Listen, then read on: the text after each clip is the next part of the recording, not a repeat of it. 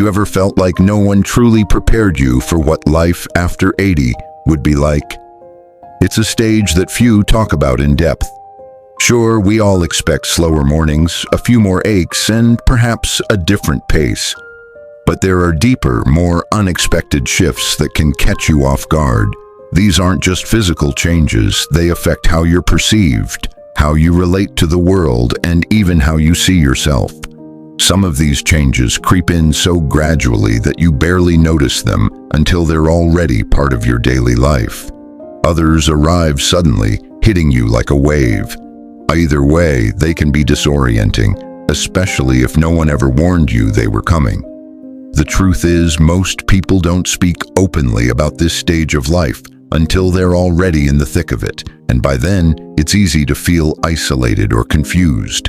In this video, we'll reveal 5 surprising realities many people face after turning 80.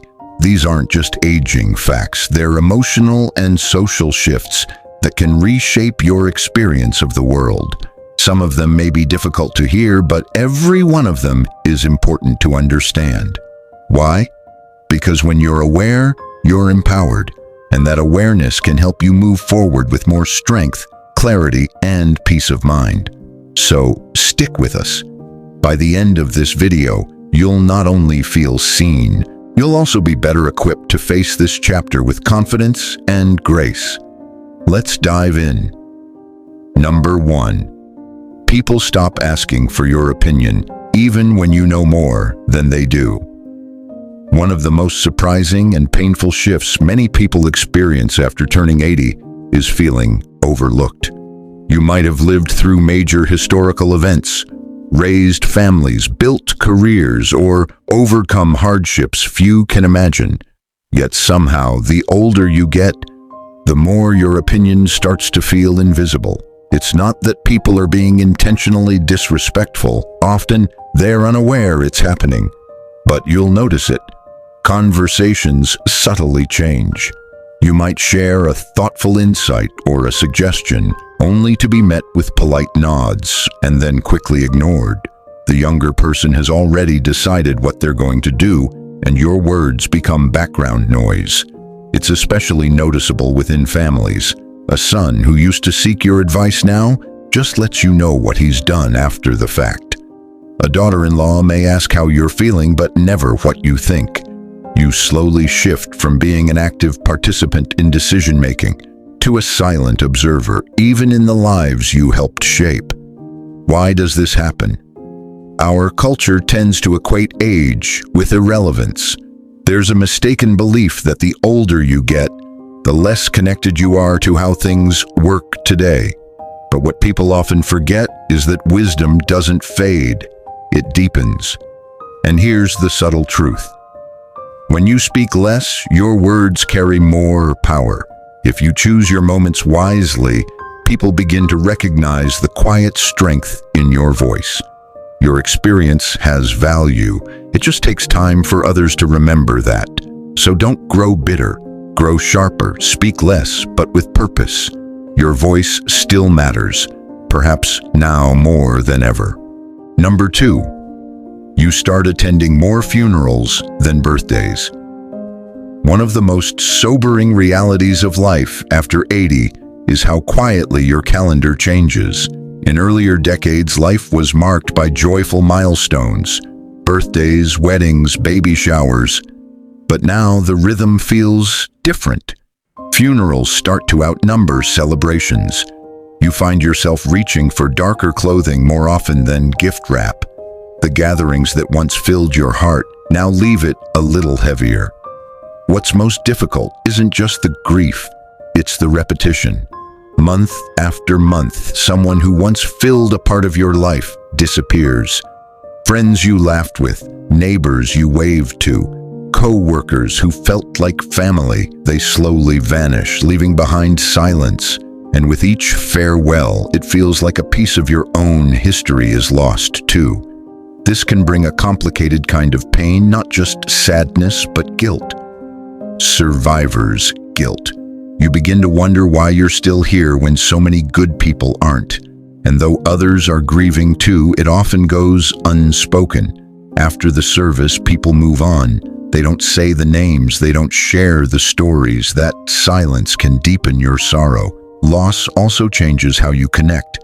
You may withdraw, afraid of the pain of losing someone new, or you may hold tighter to the ones still around. Both responses are natural. Your heart is simply trying to cope. But remember, grief is a reflection of love. Each goodbye you feel deeply means you once cared deeply. And those still with you? They matter more than ever. At this stage of life, love doesn't need to be wide. It just needs to be deep. A few close, caring relationships can carry you farther than a crowd. So mourn when you need to, speak their names, and cherish the ones still beside you. This, too, is living. Number 3, doctors treat you like a checklist, not a person. One of the more disheartening experiences many face after 80 is how medical care begins to feel impersonal. It often starts quietly. You enter the exam room and a nurse runs through the routine: blood pressure, medications, a few questions about sleep or diet. Then the doctor comes in, glances at your chart, asks how you're doing, but doesn't truly listen for the answer. You might begin to describe a new pain or explain a lingering fatigue, but before you finish, they've already moved on. This isn't always because doctors don't care. Many do. But the system, as it's currently built, often views older patients through a narrow lens, one filled with assumptions. Instead of being treated as a unique individual, you're seen as a checklist: symptoms, prescriptions, age-related expectations, your life experiences, your intuition about your own body, your personal preferences. These often take a back seat to protocols and forms. It can feel dehumanizing. You know when something isn't right, but too often your insights are brushed aside with phrases like, "That's just part of aging," or "We expect that at your age." When age itself becomes the diagnosis, everything else feels minimized. This approach isn't just frustrating, it can be dangerous. You might hesitate to speak up again. You might start doubting your instincts. But your voice matters. You deserve to be heard, respected, and involved in your care. Advocate for yourself.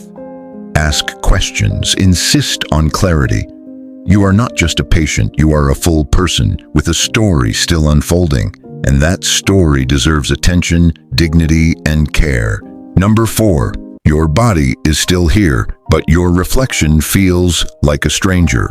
There's a quiet moment that sneaks up on many people after 80. You catch a glimpse of yourself in a mirror or a window, and just for a second, you pause. You recognize the posture, the familiar shape, but something feels off. It's you, yet it doesn't quite look like you. That moment of disconnection can be surprisingly emotional. Inside, you may still feel vibrant. You remember the ease of running upstairs, the joy of dancing freely, the confidence of standing tall without effort. That part of you hasn't changed. But your reflection tells a different story, of skin that's softened, hair that's thinned, joints that don't move quite like they used to. It's not about vanity, it's about identity. You're reconciling the younger self you carry in memory with the older self you now see in the mirror. Even small things, your smile, the way your hands rest, the curve of your back, have changed gradually over the years, often without notice, and the world around you rarely helps. Media constantly glorifies youth, suggesting that once beauty fades from the surface, so does value. But nothing could be further from the truth. Every wrinkle, every scar, every shift in posture is a record of a life fully lived. Your reflection isn't a stranger, it's the face of someone who has endured, loved, struggled, laughed, and grown. You are not fading, you are evolving, and the person you see now carries the wisdom, the depth, and the quiet strength that only a lifetime can bring. 5. The world moves too fast, and you're expected to keep up. At some point after 80, life around you seems to pick up speed, and not just physically, The shift is mental, emotional, and cultural. Suddenly, everything feels unfamiliar. The world you helped build begins to feel like it no longer has a place for you. From grocery stores with self-checkouts to doctor appointments handled through cold online portals, the pace of daily life no longer matches your rhythm. This isn't about unwillingness to learn. You've adapted through wars, cultural shifts, and major life changes. But now, with every new gadget, app, and digital update, there's a new learning curve. And it's exhausting. What once took a phone call now requires navigating confusing websites, remembering passwords, and following robotic menus. Even communication with family can feel alien, with messages sent through group texts or apps you don't use and weren't even invited to. This quiet disconnection can create an invisible kind of isolation. It's not that people don't care, they just assume you're keeping up. Or worse, they don't realize you're struggling. Ask for help, and you're often met with impatience or dismissal. It's easy, just click here. But here's the truth, you don't owe anyone speed. You don't need to rush to fit into systems never designed with you in mind. There's wisdom in slowing down. There's dignity in choosing clarity over convenience. And there's strength in asking for help without apology. You're not falling behind, you're walking your own path. And in a world that's constantly rushing, your steady presence is not outdated. It's essential. Thank you so much for spending time with us today. We'd love to hear your thoughts. Leave a comment below and tell us one insight you gained and how it might impact your life moving forward. Your voice matters, and your feedback truly encourages us to keep going. If you found this video helpful or meaningful, please give it a like, subscribe to the channel, and consider sharing it with someone who might benefit. Your support allows us to keep producing thoughtful content that informs, inspires, and connects. Thanks again for being here, and we genuinely look forward to having you with us in the next video. Until then, take care and keep living with purpose, wisdom, and strength.